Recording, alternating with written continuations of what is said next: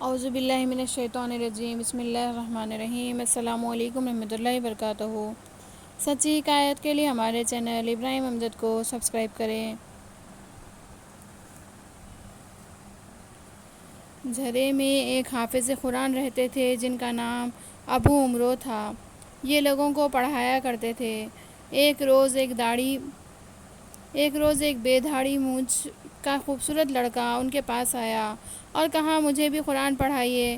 ابو عمرو نے اس کی طرف خیانت کی نظر سے دیکھا تو اس کی پاداش میں انہیں سارا قرآن بھول گیا۔ ابو عمرو بڑے گھبرائے اور پریشانی کے عالم میں حضرت حسن بصری رحمۃ اللہ علیہ کی خدمت میں حاضر ہوئے اور سارا واقعہ عرض کر کے طالب دعا ہوئے۔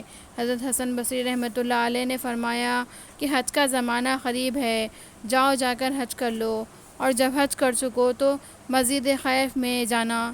وہاں تمہیں ایک ضعیف شخص ملیں گے جو محراب میں بیٹھے ہوں گے۔ ان کی خدمت میں حاضر ہونا اور ان کا وقت ضائع نہ کرنا۔ جب وہ اپنے عدو وظائف سے فارغ ہو جائیں اس وقت اپنی عرض پیش کرنا اور دعا کے لیے کہنا۔ ابو عمرو نے ایسا ہی کیا اور حج کر کے مسجد خیف میں پہنچ گئے۔ وہاں محراب میں واقعی ایک ذی شوکت نورانی اور پرجلال ضعیف کو بیٹھا ہوا پایا، جن کے ارد گرد بہت سے آدمی بیٹھے تھے۔ یہ بھی ان آدمیوں میں بیٹھ گئے۔ تھوڑی دیر گزری تو ایک بزرگ سفید اور پاکیزہ لباس پہنے وہاں آئے۔ لوگ ان کے سامنے گئے اور سلام کیا اور آپس میں بات چیت کرتے رہے، اور جب نماز کا وقت آیا تو وہ بزرگ چلے گئے اور لوگ بھی ان کے ہمراہ چلے گئے اور ضعیف بزرگ تنہا رہ گئے۔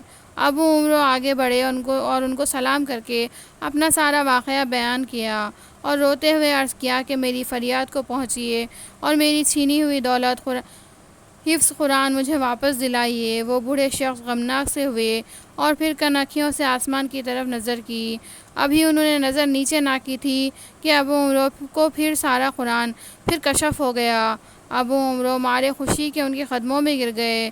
وہ بوڑھے بزرگ پوچھنے لگے کہ آپ کو میرا پتہ کس نے بتایا تھا؟ ابو عمرو نے جواب دیا کہ حضرت حسن بصری رحمۃ اللہ علیہ نے۔ وہ بولے، حسن بصری نے ہمیں رسوا کیا اور ہمارا پردہ فاش کیا، اب ہم ان کو رسوا کریں گے اور اس کا پردہ فاش کریں گے۔ پھر فرمایا کہ تم نے اس بزرگ کو دیکھا جو ظہر کی نماز سے پہلے یہاں آئے تھے، جن کا سفید اور پاکیزہ لباس تھا اور جو سب سے پہلے چلے گئے تھے؟ ابو عمرو نے کہا، ہاں دیکھا تھا۔ فرمایا، وہ حسن بصری رحمۃ اللہ علیہ تھے۔ ہر روز نماز ظہر بصرہ میں پڑھ کر یہاں آتے ہیں اور ہم سے بات چیت کرتے ہیں اور دوسری نماز کے وقت بصرہ چلے جاتے ہیں۔ پھر فرمایا کہ جس کا امام حسن بصری جیسا ہو اس کو ہماری دعا کی کیا حاجت۔ تذکرۃ الاولیاء، صفحہ نمبر 35۔